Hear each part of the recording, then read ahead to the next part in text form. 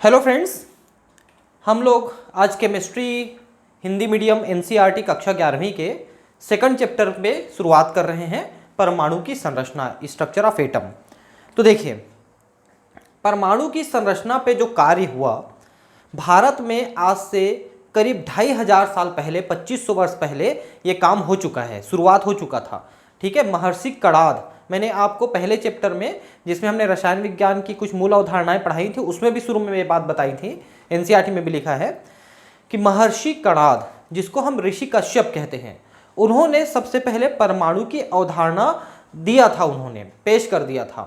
ठीक है, लेकिन जो 17वीं शताब्दी 18वीं शताब्दी है, उसमें यूरोप के वैज्ञानिकों ने भारत के इन्हीं के ग्रंथों को ले जा करके उस पर रिसर्च किया और इन सिद्धांतों को दोबारा अपने हिसाब से दिया। उन्हीं सिद्धांतों का हम डाल्टन का परमाणु सिद्धांत या इस तरह के आगे के वर्ग के रूप में हम पढ़ते हैं। लेकिन भारत में इन चीज़ों की शुरुआत, जैसा मैंने कहा, 2500 वर्ष पहले भी हो चुकी है। ठीक है, तो इन्हीं को हम अब यहाँ पर डिटेल पढ़ने वाले हैं कि परमाणु की संरचना किस प्रकार की होती है। विभिन्न तत्वों के रासायनिक व्यवहार में प्रचुर विविधता उसके परमाणुओं की आंतरिक संरचना में निहित विविधता से पथरेखित होती है। आज हम लोग करीब 105 के आसपास हमने प्राकृतिक तौर पे पाए जाने वाले तत्वों की खोज की है। तत्व मतलब क्या होते हैं? जैसे सोडियम, पोटेशियम, ऑक्सीजन, नाइट्रोजन, ये तत्व हैं। तत्व का मतलब है जिनके परमाणु एक ही प्रकार के होते हैं, उनसे बने हुए चीजों को हम तत्व कहते हैं। ठीक है, तो प्राकृतिक तत्व तो 105 के आसपास ही हैं, बाकी हमने कृत्रिम तत्व भी बनाए हैं। तो हर तत्व की जो रासायनिक और भौतिक गुण होते हैं वो अलग अलग होते हैं। क्यों अलग अलग होते हैं? क्योंकि उनके अंदर की जो परमाणु है उनकी संरचना अलग अलग होती है। उनके अंदर इलेक्ट्रॉन, प्रोटॉन, न्यूट्रॉन कम ज़्यादा होते हैं, इसी कारण से उनके व्यवहार में भी काफ़ी ज़्यादा अंतर होता है, विविधता होती है। भारतीय एवं यूनानी दार्शनिकों द्वारा बहुत पहले से ही 400 ईसा पूर्व, यानी आज से 2400-2500 वर्ष पहले परमाणुओं के अस्तित्व को प्रस्तावित किया गया था। जैसा मैंने भी कहा था, ऋषि कश्यप, जिनको ऋषि कणाद के नाम से, महर्षि कणाद के नाम से भी जानते हैं, उन्होंने परमाणु के बारे में बता दिया था कि सबसे छोटे कण जो अविभाजित हैं, परम अणु, सबसे छोटे अणु यानी कण, वो परमाणु होते हैं, इनका बना होता है, इसको हम और छोटे टुकड़ों में नहीं तोड़ सकते। उनका विचार था कि परमाणु द्रव्य के मूल संरचनात्मक भाग होते हैं, मतलब कोई भी द्रव्य है, कोई भी पदार्थ है, वो परमाणुओं के बने होते हैं, यही उनका मूल तत्व है, मूल संरचना है। उनके अनुसार पदार्थ के लगातार विभाजन से अंततः परमाणु प्राप्त होते हैं, जिसे और विभाजित नहीं किया जा सकता है। तो परमाणु को पहले के डेफिनेशन के हिसाब से हम और विभाजित नहीं कर सकते हैं। आज की जो डेफिनेशन है या आज जो हम रिसर्च कर चुके हैं, उसमें परमाणुओं के हम इलेक्ट्रॉन, प्रोटॉन, न्यूट्रॉन की खोज कर चुके हैं, यानी उनको हम और विभाजित कर पाए हैं। लेकिन असल में हम उसको विभाजित किए हैं नहीं बोल सकते हैं कि हम उसको इलेक्ट्रॉन, प्रोटॉन, न्यूट्रॉन में विभाजित कर दिए, ऐसा नहीं हो सकता। वो एक्चुअली है परमाणु ही, हम उनके अंदर के कंटेंट को खोज चुके हैं, आप ये कह सकते हैं। तो परमाणु शब्द एटम जो है, ग्रीक भाषा एटोमियो से लिया गया है, इसको एटोमियो, जिसका मतलब होता है ए मतलब नहीं और टोमियो मतलब काटा जा सकना, जिसको नहीं काटा जा सकता है ना काटे जाने वाला, अनकटेबल और अविभाज्य, नॉन डिविजिबल होता है। तो परमाणु मतलब एटोमियो, जिसको नहीं काटा जा सकता और छोटे टुकड़ों में नहीं काटा जा सकता। ठीक है, तो पहले शुरू में जब इन्होंने ये जो थ्योरी या मतलब हाइपोथेसिस दिया था, वो केवल कल्पना पे आधारित थे, उनके लिए कोई वैज्ञानिक तथ्य उन्होंने नहीं दिया। इसी कारण से ऋषि कश्यप का जो सिद्धांत था, उसको बहुत ज़्यादा वैल्यू आज के वैज्ञानिकों ने नहीं दिया, या ये कह सकते हैं कि उन्होंने उनको चुरा करके डेवलप किया। ठीक है, पहले ये विचार केवल कल्पना पर आधारित थे और इनका प्रासंगिक परीक्षण कर पाना संभव नहीं था। तो पहले हमारे पास इतने इंस्ट्रूमेंट नहीं थे, बहुत समय तक ये विचार किसी प्रमाण के बिना ऐसे ही चलते रहे, परंतु 18वीं शताब्दी में वैज्ञानिकों ने इन पर फिर से बल देना शुरू किया।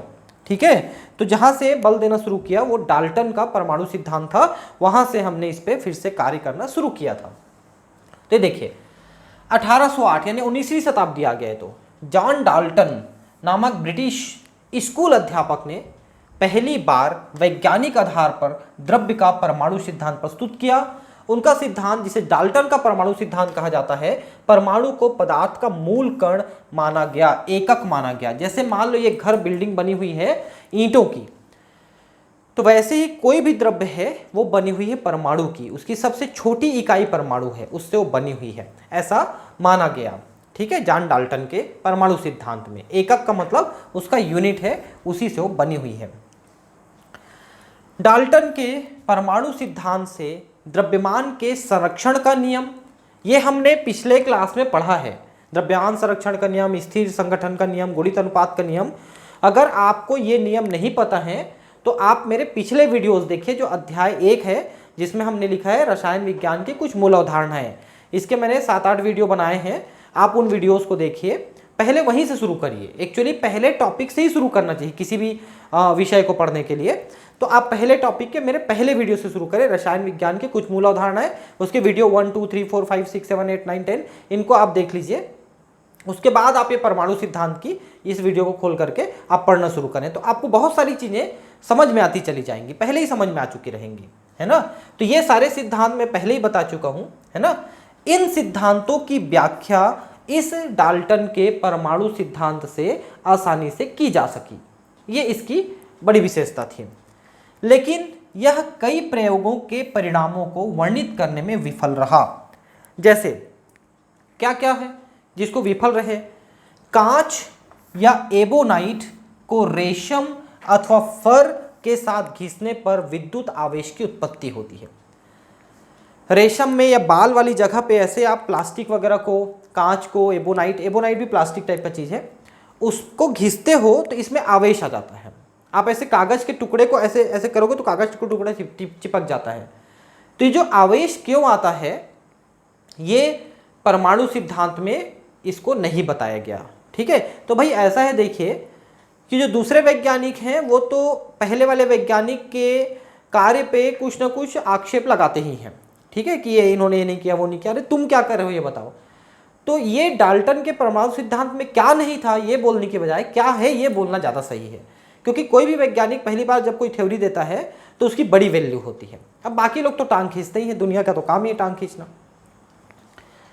इस एकक को हमने उन प्रायोगिक प्रेक्षणों से आरंभ किया है जो 19वीं शताब्दी के अंत तथा 20वीं शताब्दी के आरंभ में वैज्ञानिकों द्वारा किए गए थे। तो अब क्या क्या प्रेक्षण किए गए थे? तो ये जो जितने भी आपने अभी ऊपर में पढ़ा परमाणु सिद्धांत से पहले, द्रव्यमान संरक्षण, स्थिर संगठन का, गुणित अनुपात का नियम, इनमें जो जो एक्सपेरिमेंट किए गए थे उनसे हमने इनको प्रूफ करने की कोशिश किया। इससे यह स्थापित हुआ कि परमाणु छोटे कणों, अपरमाणविक कणों से, यानी इलेक्ट्रॉन, प्रोटॉन तथा न्यूट्रॉन से बने होते हैं। बाद में जो एक्सपेरिमेंट किया गया उसके बारे में बात कर रहा है कि बाद में जो बहुत सारे वैज्ञानिक हुए, अभी हम बात करेंगे, जिन्होंने परमाणु के अंदर इलेक्ट्रॉन, प्रोटॉन, न्यूट्रॉन की खोज की, उनके कार्य के आधार पे हमको पता चला कि परमाणु इन चीजों से बनी हुई है। लेकिन इसका यह मतलब नहीं कि हमने परमाणु को काट दिया और छोटे टुकड़े कर दिए, इलेक्ट्रॉन, प्रोटॉन, न्यूट्रॉन दिखा दिया, इसका यह मतलब नहीं है। वो उसके अंदर है, ये हम बता पा रहे हैं। ठीक है, यह धारणा डाल्टन की धारणा से बिल्कुल अलग थी। तो डाल्टन ने क्या कहा था? परमाणु शब्द का उत्पत्ति ही उन्होंने ऐसा किया था, मतलब एटम का, कि उसको और नहीं काटा जा सकता या और छोटे टुकड़े उसमें नहीं हो सकते, नहीं दिखेंगे, लेकिन ये दिखे इलेक्ट्रॉन, प्रोटॉन, न्यूट्रॉन। इसलिए ये सिद्धांत अब इस नाम जो है अब इसका थोड़ा सा अव्यवहारिक हो गया। अब है अपरमाणविक कणों की खोज। अपरमाणविक का मतलब होता है सब एटॉमिक, मतलब एटम, परमाणु के से छोटे, उसके अंदर के कण कौन कौन से, इनकी खोज कैसे हुई, इसमें इलेक्ट्रॉन, प्रोटॉन, न्यूट्रॉन की खोज के बारे में जिक्र किया गया है। गैसों में विद्युत विसर्जन आदि प्रयोगों के परिणामों से परमाणु की संरचना के बारे में और जानकारी प्राप्त हुई। अब ये जो शब्द हमने लिखा, गैसों में विद्युत विसर्जन, इसको अभी मैं समझाऊंगा इलेक्ट्रॉन की खोज में ये कैसे होता है, ये क्या चीज है अभी बताने वाला हूं मैं। ठीक है, इन परिणामों की चर्चा करने से पहले आवेशित कणों के व्यवहार के बारे में हमें यह मूल नियम या ध्यान में रखना होगा कि समान आवेश एक दूसरे को प्रतिकर्षित और विपरीत आवेश एक दूसरे को आकर्षित करते हैं। ये तो आपको पता ही है कि प्लस प्लस एक दूसरे को, माइनस माइनस एक दूसरे को रिपेल करते हैं, प्रतिकर्षित करते हैं, लेकिन प्लस माइनस एक दूसरे को आकर्षित करते हैं। इस सिद्धांत को हमको ध्यान में रखना है। तो अब पहला है इलेक्ट्रॉन की खोज। ठीक है, तो इलेक्ट्रॉन की खोज जो है ये इसके द्वारा हुई। अभी मैं बता रहा हूं, ये जो विसर्जन नलिका है ना, डिस्चार्ज ट्यूब है, इसके बारे में बताने वाला हूं मैं। ठीक है। सन 1830 में माइकल फेराडे ने दर्शाया कि यदि किसी विलयन में विद्युत प्रवाहित की जाती है तो इलेक्ट्रोडों पर रासायनिक अभिक्रिया होती है, जिसके परिणाम स्वरूप इलेक्ट्रोडों पर पदार्थ का विसर्जन और निक्षेपण यानी डिपोजिशन होता है। देखिए, ये तो इलेक्ट्रोकेमिस्ट्री की बात कर रहे हैं। 12th क्लास में इलेक्ट्रोकेमिस्ट्री हम पढ़ते हैं, है ना, विद्युत रसायन।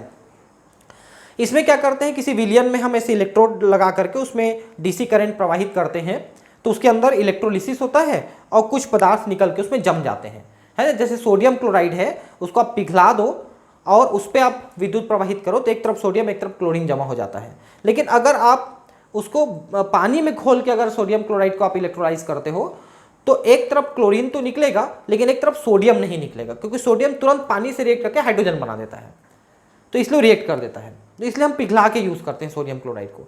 तो ये जो प्रक्रिया है इसको विद्युत अपघटन या इलेक्ट्रोलिसिस कहते हैं। मतलब विद्युत का प्रवाह करके उसके परमाणुओं को अलग कर देना, लिसिस, तोड़ देना। जैसे सोडियम क्लोराइड एक में जुड़े हैं तो उनको तोड़ करके सोडियम और क्लोरीन अलग अलग कर देना, इसको इलेक्ट्रोलिसिस कहते हैं। तो इलेक्ट्रोकेमिस्ट्री में इसको पढ़ते हैं। ठीक है। उसने कुछ नियम बताए जिनके विषय में आप 12वीं कक्षा में पढ़ेंगे। मैंने बताया ना, इलेक्ट्रोकेमिस्ट्री 12वीं कक्षा में है। इन परिणामों से विद्युत की कणी प्रकृति के बारे में पता चलता है। तो विद्युत में कण होते हैं, उसमें इलेक्ट्रॉन प्रोटॉन होते हैं। जो माइनस चार्ज है उसमें इलेक्ट्रॉन, प्लस चार्ज में प्रोटॉन, है ना। और जो है इलेक्ट्रॉन प्रोटॉन की तरफ जाता है, ऐसा हम मानते हैं। ठीक है। और विद्युत उल्टा जाता है, ऐसा भी मानते हैं अपन।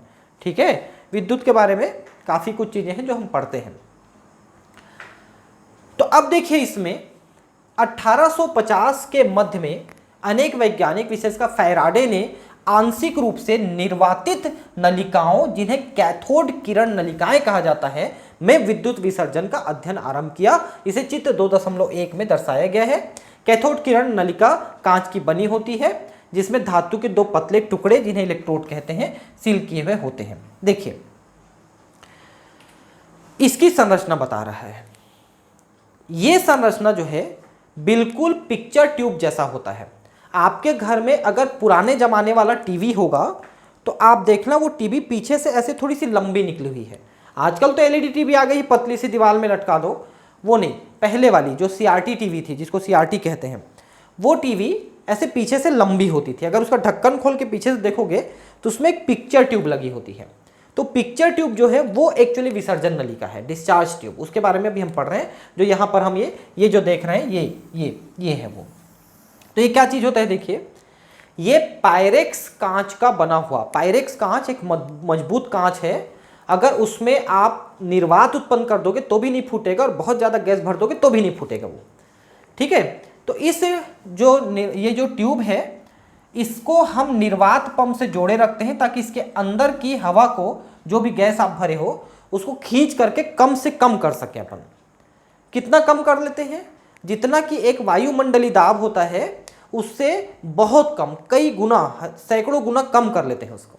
जैसे 760 mm हम वायु दाब मानते हैं जनरली, तो इसके अंदर का दाब जो है वो 5-10 mm के आसपास हो जाता है। इतना कम हम कर लेते हैं, लेकिन थोड़ी सी गैस अंदर में रहेगी। जैसे हाइड्रोजन गैस है, हम उसको रखेंगे मान लो। क्यों रखते हैं उस गैस को? क्योंकि उन्हीं गैसों के जो परमाणु हैं, उन्हीं से इलेक्ट्रॉन निकल करके कैथोड किरण बनाएंगे।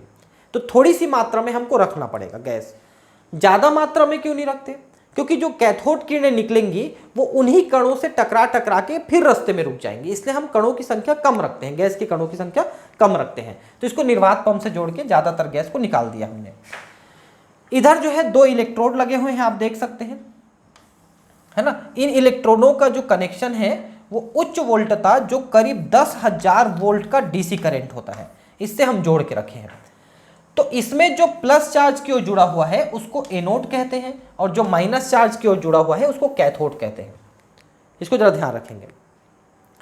फिर हम ये जो है ये प्लेट होते हैं ना, ध्यान रखना, ऐसे चौड़े प्लेट होते हैं, इस टाइप के प्लेट होते हैं। ऐसा लंबा एक रॉड नहीं है जैसे इसमें पिक्चर में दिख रहा है, ऐसा नहीं है। एक प्लेट होता है, ऐसा आमने सामने प्लेट होते हैं। तो होता यह है, देखिए, कि जब इसमें हम हाई वोल्टेज सप्लाई करते हैं, हाई वोल्टेज, तो उस समय क्या होता है कि ये जो कैथोड है इधर से कुछ निगेटिवली चार्ज पार्टिकल निकल करके एनोड की तरफ जाते हैं। ठीक है, पहले थोड़े से जाएंगे, फिर बाद में इनकी संख्या बढ़ जाती है। कारण ये है कि ये जो इलेक्ट्रॉन की किरणें जा रही हैं, जिनको हम बाद में कैथोड किरणें कहते हैं, तो शुरू में ये इलेक्ट्रॉन थोड़ी मात्रा में ये प्लेट से निकलते हैं, जो इलेक्ट्रोड लगाए हैं वहां से शुरू में थोड़े से इलेक्ट्रॉन निकलते हैं। फिर ये इलेक्ट्रॉन रास्ते में जो गैस के परमाणु हैं उनसे टकराते हैं, तो उनके इलेक्ट्रॉन को टकरा टकरा के उनसे भी निकाल देते हैं। समझ रहे हैं बात को? तो इलेक्ट्रॉनों की संख्या बढ़ते चली जाती है, तो धीरे धीरे इलेक्ट्रॉनों की संख्या बढ़ जाएगी, इस किरण की संख्या, इस मात्रा बढ़ेगी और ये एनोड की तरफ जाएगी। ये किरणें हमको दिखाई नहीं देती हैं, हम इनको महसूस कर सकते हैं। अगर बीच में हम माइका का बना हुआ एकदम हल्का एक फैन लगा देते हैं तो फैन घूमने लगता है इनके टकराने से। और भी ऐसे कई तरीके हैं जिससे आप जान सकते हैं। इसका एक तरीका और है, आप क्या करें, इधर जो एनोड लगा है, जिधर ये कैथोड किरणें जा रही हैं, इलेक्ट्रॉन की बीम है, एक्चुअली इलेक्ट्रॉन है, इलेक्ट्रॉन जा रहे हैं, इधर जा रहे हैं एनोड की तरफ। इस एनोड में हम कुछ छिद्र कर देते हैं, उस छिद्र से ये गुजर जाएंगे, इतनी स्पीड से आते हैं गुजर जाएंगे। और पीछे में क्या करेंगे, इस साइड में हम जिंक सल्फाइड का एक लेयर लगा देते हैं, जिंक सल्फाइड का एक लेप लगा देते हैं। तो जब ये किरणें इससे निकल के आगे जाके यहां से टकराती हैं तो यहां पर चमक उत्पन्न होती है। ये इलेक्ट्रोड ये जो कैथोड किरणें हैं, इनसे आगे जाने पर यहां पर स्फुर दीप्ति पैदा होती है, चमक। यही सिद्धांत उस टीवी का था जो पहले जमाने का टीवी चलता था, CRT वाला। उसमें पर्दे में ऐसी कुछ स्फुरदीप्त पदार्थ लगे होते थे, पीछे से कैथोड किरणें आती थी, उसमें चमक उत्पन्न होती थी। उसको इलेक्ट्रॉनिकली कंट्रोल किया जाता था, जिससे आपको पिक्चर दिखता था पिक्चर ट्यूब में। ठीक है, तो कैथोड किरणें क्या है, इलेक्ट्रॉन के बीम्स हैं। जो शुरू में इलेक्ट्रॉन निकले वो तो कैथोड के इलेक्ट्रोड से निकले, प्लेट से, लेकिन वो इलेक्ट्रॉन रास्ते के परमाणुओं में, जो गैस के परमाणु हमने थोड़े से भरे हैं, उनके परमाणु के इलेक्ट्रॉनों से टकरा टकरा के उन इलेक्ट्रॉनों को भी निकालते हैं परमाणु से, और वो इलेक्ट्रॉन भी इनके साथ शामिल हो जाते हैं और आगे एनोड की तरफ जाते हैं।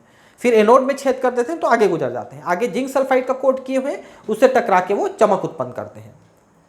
इस तरह से ये कैथोड किरणें बनी होती हैं। इन्हीं कैथोड किरणों से हम ऋण आवेशित कणों की खोज किए हैं। कैसे पता चला ऋण आवेशित कण है? तो हम क्या करते हैं, अब रास्ते में हम और इलेक्ट्रोड लगा देते हैं, रास्ते में कुछ और इलेक्ट्रोड लगा देते हैं। मान लो ये धन आवेशित इलेक्ट्रोड है, ये ऋण आवेशित इलेक्ट्रोड है। तो शुरू में जो इलेक्ट्रोड के जो कैथोड किरणें हैं जो सीधी जा रही थी, अब ये धन आवेश की तरफ रास्ते में आकर्षित हो जाएंगी, अब इस तरफ मुड़ने लगेंगी। इसकी उपस्थिति भी उसी तरह से हम देख सकते हैं, जैसे यहां पर उपस्थिति हमने देखा था जिंक सल्फाइड वगैरह की प्रेजेंस में। ठीक है, तो धन आवेश की तरफ ये मुड़ता है। और वैसे ही अगर हम एक चुंबक लगा देते हैं, एक चुंबक रास्ते में लगा देते हैं, तो नॉर्थ पोल की तरफ ये मुड़ जाता है। नॉर्थ पोल को धन के बराबर माना जाता है और साउथ पोल को ऋण के बराबर माना जाता है। तो चुंबक में ये नॉर्थ पोल की तरफ आकर्षित होते हैं। इससे पता चलता है कि ये जो कैथोड किरणें हैं वो ऋण आवेशित कणों की बनी हुई हैं, जिनको हम इलेक्ट्रॉन कहेंगे आगे चल के। ठीक है, थॉमसन वगैरह ने इस पे आगे काम किया था। तो ये देखिए, इसी को लिखा है कि धातु के टुकड़े जिन्हें इलेक्ट्रोड कहते हैं, इसके अंदर सील किए रहते हैं। गैसों में विद्युत विसर्जन को सिर्फ निम्न दाब और उच्च विभव पर प्रेक्षित किया जा सकता है। तो निम्न दाब क्यों रखते हैं? क्योंकि अगर ज्यादा गैस के अणु परमाणु रहेंगे तो इलेक्ट्रॉन टकरा के उसी में रुक जाएंगे, है ना, इसलिए कम रखते हैं। और ज्यादा विभव इसलिए रखते हैं ताकि इलेक्ट्रॉन को ज्यादा से ज्यादा ऊर्जा मिल सके इलेक्ट्रोड से, क्योंकि इलेक्ट्रोड में जो माइनस चार्ज है उसी से इलेक्ट्रॉन को उससे ऊर्जा मिल रही है, तो वो जा करके उच्च ऊर्जा वाले विभव उत्पन्न होते हैं। कांच की नलिकाओं में विभिन्न गैसों के दाब को निर्वातन द्वारा नियंत्रित किया जाता है। इस प्रकार जब इलेक्ट्रोडों पर उच्च वोल्टता लागू की गई तो नलिका में कणों की धारा के द्वारा ऋणात्मक इलेक्ट्रोड कैथोड से धनात्मक इलेक्ट्रोड एनोड की तरफ विद्युत का प्रवाह आरंभ हो गया। समझ रहे हैं? ऐसा देखिए, जैसे कि इसमें जब आप यहां पर एक मीटर लगा देते हो जो विद्युत के प्रवाह को दिखाता है, जिसको ए मीटर कहते हैं, तो जब विद्युत का प्रवाह होगा तो ए मीटर में ऐसे कांटा दिखाएगा कि विद्युत प्रवाह हो रहा है। तो भाई आपने दो जो इनको है पॉइंट को, प्लस माइनस पॉइंट को आपस में नहीं जोड़ा है, तो विद्युत प्रवाह फिर कैसे हुआ? तो वही ये जो कैथोड किरणें हैं इनके द्वारा विद्युत का प्रवाह हुआ। इन्होंने यहां से इलेक्ट्रॉन के यहां पर माइनस चार्ज को लेकर के आगे बढ़े और प्लस चार्ज को दे दिया। इसी से तो विद्युत प्रवाह होता है ना, जब दो पॉइंट को ऐसे जोड़ दोगे तो विद्युत प्रवाह होता है। तो ये कैथोड किरणों के द्वारा विद्युत का प्रवाह हुआ, ये विशेष बात थी यहां पर। ठीक है, इनको कैथोड किरणें कहते हैं, है ना, और ये माइनस चार्ज होते हैं, कैथोड किरण कण भी कहते हैं इनको। मेरे हिसाब से इसको कुछ हद तक आपको समझ में आया होगा अब तक। ठीक है, कैथोड से एनोड तक विद्युत धारा के प्रवाह की अतिरिक्त जांच के लिए एनोड में छिद्र तथा एनोड के पीछे नली पर स्फुरदीप्त पदार्थ जिंक सल्फाइड का लेप किया जाता है। जब यह किरणें एनोड के छिद्र से गुजरकर जिंक सल्फाइड में टकराते हैं तो वहां एक चमकीला चिन्ह बन जाता है, जैसा मैंने पहले बताया। देखिए, एनोड में छिद्र कर दिया तो यह चमक उत्पन्न हुआ जिंक सल्फाइड में, ये पहले ही बता चुका हूं, है ना। इस प्रयोग के परिणाम का सारांश निम्नलिखित है। अब इससे हमको क्या क्या पता चला? तो पता यह चला पहला कि कैथोड किरणें कैथोड से आरंभ होकर एनोड की ओर जाती हैं। ठीक है, ये किरणें स्वयं दिखाई नहीं देती, परंतु इनके व्यवहार को गैसों तथा कुछ निश्चित प्रकार के पदार्थों स्फुरदीप्ति तथा प्रदीप्त की उपस्थिति में देखा जा सकता है। जिंक सल्फाइड में टकराया तो चमक उत्पन्न हुआ। ये पदार्थ इन किरणों के टकराने से चमकते हैं। टेलीविजन चित्र नलिका, जिसको हम पिक्चर ट्यूब कहते हैं, कैथोड किरण नलिका होती है, वो भी यही नलिका होती है, मैंने पहले बताया। टीवी का जो पर्दा जिसमें आप देखते हो वो स्फुरदीप्त और प्रदीप्त पदार्थों से लेपित होता है, जिस पर चित्र प्रतिदीप्त होते हैं। ये पुराने जमाने के टीवी की बात करता है, लेकिन हमेशा ध्यान रखना। अब एलईडी जो टीवी है उसका सिस्टम थोड़ा अलग है, उसमें एलईडी का प्रकाश डलता है तो वो स्फुरदीप्ति उत्पन्न होती है, जिसके लिए बहुत लंबा पिक्चर ट्यूब बनाने की जरूरत नहीं पड़ती है, इसलिए पतला होता है। कार्टून देखे होंगे कि पहले जमाने में इंसान पतले थे और टीवी मोटा था। ठीक है, अब इंसान मोटे हो गए और टीवी पतली हो गई, ऐसा प्रॉब्लम है।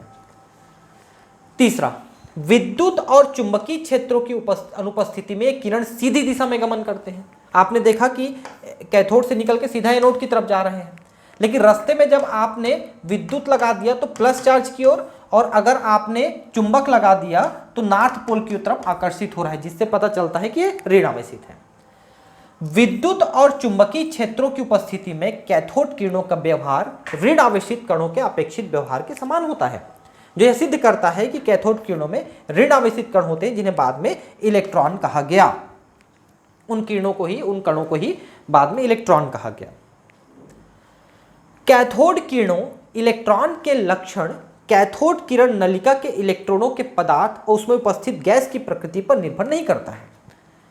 मतलब देखिए कि जो आपने इलेक्ट्रोड इस्तेमाल किया वो किस मेटल का किया, गैस इस्तेमाल किया वो कौन सा गैस इस्तेमाल किया, इस पे कैथोड किरणों के जो कैरेक्टर हैं उस पे कोई अंतर नहीं होता। यह हो सकता है कैथोड किरण कम बने, ज़्यादा बने, लेकिन उनमें इलेक्ट्रॉन होते हैं, माइनस चार्ज होता है, ये सब चीज़ें तो सेम होते हैं, क्योंकि इलेक्ट्रॉन का तो एक ही प्रकृति है जो होना है ना, ऐसा है।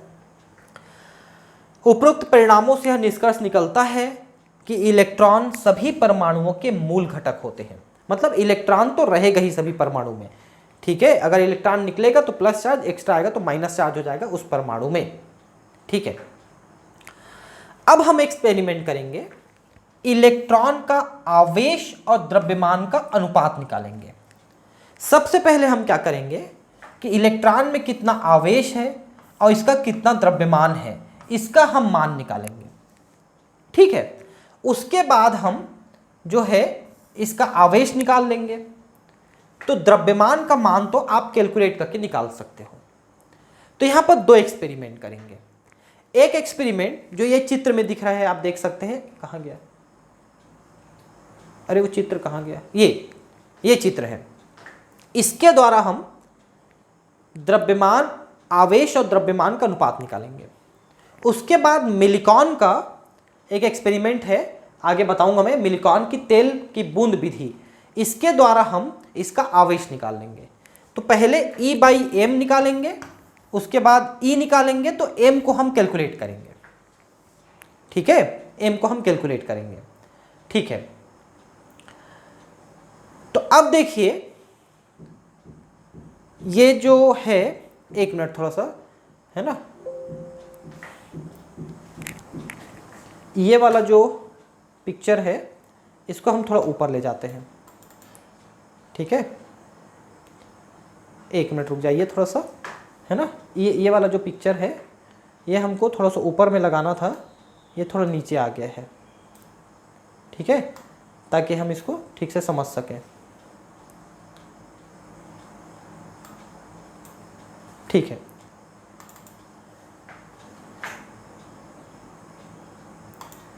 ठीक। तो इलेक्ट्रॉन का आवेश द्रव्यमान का अनुपात हम कैसे निकालेंगे इसमें, ये हम देखेंगे। ठीक है, तो देखिए जैसा हमने पहले ही पढ़ा है कि कैथोड से, एक मिनट,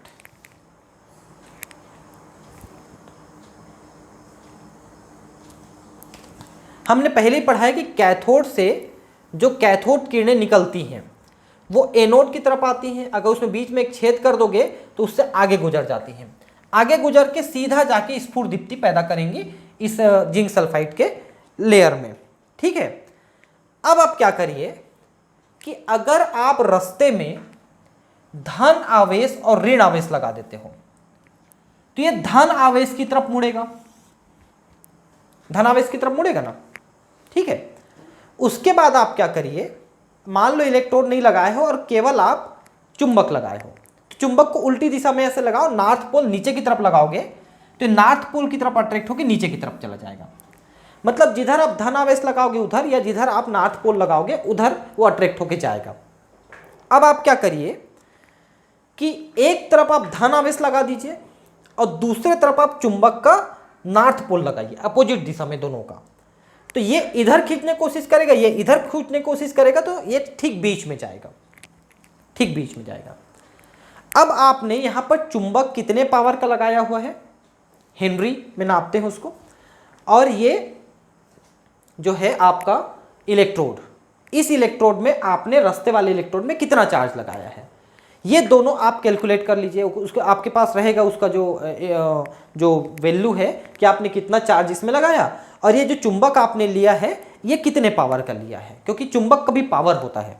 ठीक है, अब इन दोनों को आप कैलकुलेशन में डाल करके इसको आप निकालते हैं, आपको कैलकुलेशन नहीं करना है। ठीक है, और ये आपका E/m का मान उन्होंने निकाल के बताया, ये इतना मान होता है। ठीक है, तो थॉमसन E/m के मान का निर्धारण कर सके, थॉमसन ने, जे थॉमसन, इन्होंने इसका मान निकाल के आपको बताया। कैसे कि आप समझ गए ना, एक तरफ इन्होंने प्लस चार्ज लगाया तो उधर अट्रैक्ट होना था, फिर दूसरे तरफ उन्होंने नॉर्थ पोल लगा दिया तो उधर अट्रैक्ट होना था, दोनों बैलेंस हो गए तो फिर से सीधा पहुंचे। उसके आधार पर इन्होंने कैलकुलेट किया। चलिए पढ़ते हैं। ब्रिटिश भौतिक विज्ञानी जे थॉमसन ने 1897 में कैथोड किरण नलिका का उपयोग करके और इलेक्ट्रॉनों के पथ पर विद्युत और चुंबकीय क्षेत्र जो एक दूसरे के लंबवत थे, लंबवत मतलब एक इधर था तो दूसरा इधर था, लंबवत थे, लागू करके इलेक्ट्रॉन के विद्युत आवेश E और द्रव्यमान m के बीच अनुपात को मापा, E/m का अनुपात मापा। केवल विद्युत क्षेत्र की उपस्थिति में इलेक्ट्रॉन अपने पथ से विचलित होकर बिंदु A की तरफ कैथोड किरण नलिका से टकराते हैं। देखिए, अगर आपने केवल इसको लगाया तो प्लस चार्ज की तरफ जाता, केवल चुंबक को लगाता तो नॉर्थ पोल की तरफ जाता, और दोनों को एक साथ लगा दिया तो फिर से बीच में गया। इस प्रकार केवल चुंबकीय क्षेत्र की उपस्थिति में इलेक्ट्रॉन C बिंदु की तरफ जाता और कैथोड किरण नलिका से टकराते हैं। विद्युत और चुंबकीय क्षेत्र की प्रबलता के सावधानिक पूर्वक संतुलन से इलेक्ट्रॉनों को अनुपालित पथ पर उसी पथ पर वापस लाया जा सकता है। सीधा, पहले सीधा जा रहा था, है ना, एक ने इधर खींचा एक ने इधर खींचा तो फिर सीधा गया, नहीं तो अकेले तो इधर खींच लेता, ये अकेले रहता तो इधर खींच लेता। तो फिर सीधा जाने के लिए इन दोनों का बैलेंस होना जरूरी है, ये इधर से खींच रहा है इधर से खींच रहा है तो फिर बीच से जाएगा, ऐसा बोल रही है। ठीक है, अब यह पर्दे पर बिंदु बी से टकराता है। थॉमसन ने यह तर्क दिया कि केवल विद्युत और केवल चुंबकीय क्षेत्र की उपस्थिति में इलेक्ट्रॉनों के अपने पथ से विचलन की मात्रा निम्नलिखित बातों पर निर्भर करती है। अगर आपने केवल विद्युत लगाया या केवल चुंबक लगाया तो किन बातों पर निर्भर करेगा, वो कितना झुकेगा। ठीक है, कण पर ऋण आवेश का मान अधिक होने पर विद्युत तथा चुंबकीय क्षेत्रों के साथ अन्योन्य क्रिया बढ़ जाती है, इस प्रकार विचलन अधिक होता है। कण पर आवेश ज्यादा रहेगा तो ज्यादा विचलित होगा। कण का द्रव्यमान कण के हल्का होने से विचलन अधिक होगा, अगर हल्का कण है तो ज्यादा विचलन करेगा। विद्युत, देखिए ये सब चीजें इलेक्ट्रॉन की फिक्स होती है ना, ये तो ऐसा होगा करके बता रहा है, लेकिन सबका इलेक्ट्रॉन तो एक जैसा है तो उसमें कोई अंतर नहीं है।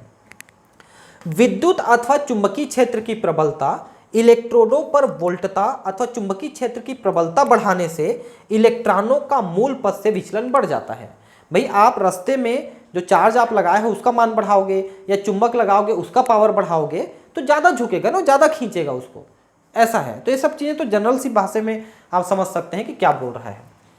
विद्युत क्षेत्र की प्रबलता या चुंबकीय क्षेत्र की प्रबलता में से किसी एक की उपस्थिति में इलेक्ट्रॉनों के विचलन की मात्रा का सही माप करके और उनके प्रेक्षण से थॉमसन E/m के मान का निर्धारण कर सके। आपने पहले केवल विद्युत लगाया, फिर केवल चुंबक लगाया, फिर दोनों को एक साथ लगा के बैलेंस किया, तब इन्होंने कुछ फार्मूले से कैलकुलेट करके ये मान दिया। अब इन्होंने कौन से फार्मूले से कैलकुलेट किया और कैसे ये मान दिया, ये निर्धारण, ये जो कैलकुलेशन है ये तो बहुत ऊंची कक्षाओं में भी नहीं पढ़ते हैं, मतलब BSc MSc तक भी इसको नहीं पढ़ते हैं कि कैसे इसको किया उन्होंने। ठीक है, ये तो अभी आप 11वीं के स्तर में हो, मैं आपको बताऊं कि हम लोग BSc MSc तक पढ़ने पर भी इनको हम लोग नहीं पढ़े हैं कि ये कैसे निर्धारण किया उन्होंने। ठीक है, तो आप इतना समझ लीजिए कि E/m का मान इन्होंने इतना निकाला, 1.758820 इंटू 10⁻11 C किलोग्राम। ठीक है, ये निकाला इन्होंने, जहां m जो है इलेक्ट्रॉन का द्रव्यमान kg में और उस पर आवेश कुलाम्ब में है, ये कुलाम्ब है ना, ध्यान रखेंगे, तो पर किलोग्राम है, कुलाम्ब पर किलोग्राम, ध्यान रखेंगे। चूंकि इलेक्ट्रॉन ऋण आवेशित होते हैं अतः इलेक्ट्रॉन पर वास्तविक ऋण आवेश -e है, -e। ठीक है, तो E/m का अनुपात आपने निकाला, अब इसमें आप E का मान निकालेंगे तो m का मान अपने आप निकल जाएगा। E का मान कैसे निकालेंगे, तो E का मान निकालने के लिए मिलिकॉन की तेल बूंद विधि का प्रयोग किया जाता है। ठीक है, इस विधि के द्वारा इसको निकाला जाता है। इलेक्ट्रॉनों पर आवेश देखिए, R.A. मिलिकॉन 1868 से 1953 इनका ईयर रहा है, करीब करीब ये 85-90 साल जिए हैं, ने इलेक्ट्रॉनों पर आवेश के निर्धारण के लिए एक विधि तैयार की जो तेल बूंद प्रयोग कहलाता है। इस ईयर में इन्होंने किया था तेल बूंद प्रयोग। ठीक है, उन्होंने पाया इलेक्ट्रॉन पर आवेश -1.6 10⁻19 कूलॉम्ब है। अब इसको थोड़ा और अगर डिटेल करोगे तो इतना है, आज के डेट में इतना निकाला गया है एग्जैक्टली। ठीक है, तो थोड़ा सा ज़्यादा है, 1.6022176 ऐसा लिखना है, लेकिन आप 1.6 लिख दें पर्याप्त है। इतना इन्होंने आवेश का मान निकाला। कैसे निकाला, अभी मैं वो एक्सपेरिमेंट को बताता हूँ। तो जब E का मान आपने निकाल लिया तो M का मान आसानी से निकलेगा, क्योंकि E/m तो पहले ही निकाल चुके हैं अपन, ये निकाल चुके हैं अपन। ये देखिए, तो थॉमसन के इस फार्मूले में हम रख देते हैं E का मान रखते हैं और M का मान रखते हैं। E का मान अभी निकाला आपने मिलिकॉन से और M का मान पहले, सॉरी E/m का मान पहले निकाल चुके हैं, तो M का मान अपने आप आ जाएगा। तो इन दोनों को आप कैलकुलेट करोगे तो आता है 9.1 10⁻31 kg। तो आप देख सकते हैं इलेक्ट्रॉन का ये वजन बता रहा है, द्रव्यमान वजन कितना है 9.1 10⁻31। कैसे निकाले? तो ये जो है, जो ये नीचे में +11 है ना 10 टू पावर, ये ऊपर जाके -11 हो जाएगा। तो इसलिए ये -19 और -11 जुड़ करके और फिर ये कैलकुलेट करके -31 तक पहुंचा ही है, और ये कैलकुलेशन का रिजल्ट है 9.1। तो ये कैलकुलेशन आपको याद करना है भाई, कैलकुलेट करते बैठे नहीं रहना है। देखिए मैं आपको बताऊं कि आप कॉम्पिटिटिव एग्जाम में बैठते हैं, नीट जेई वगैरह में, तो आपको हर चीज़ कैलकुलेट नहीं करना है, बहुत सारी चीज़ों को आपको याद करके जाना है। जो 2 साल हैं अभी आपके पास, अगर आप 11th में हैं तो, और अगर आप आगे के किसी क्लास में हैं तो जितना भी समय है उसमें आप ये सब चीज़ों को याद करिए। ऐसा कैलकुलेट करते बैठे रहेंगे तो नहीं सॉल्व कर पाएंगे कॉम्पिटिटिव एग्जाम का पेपर, ठीक है। तो E/m का वैल्यू आपको पता चल गया और E का वैल्यू पता चल गया, तो m की वैल्यू आपने कैलकुलेट किया तो ये निकला, ठीक है। तो अब देखिए ये है मिलिकॉन की तेल बूंद विधि, ठीक है, एटोमाइजर। देखिए इसमें क्या करते हैं अपन, ये एक चेंबर है, ठीक है। चेंबर में यहां पर 2 इलेक्ट्रोड लगे हैं, ये 2 इलेक्ट्रोड, ठीक है।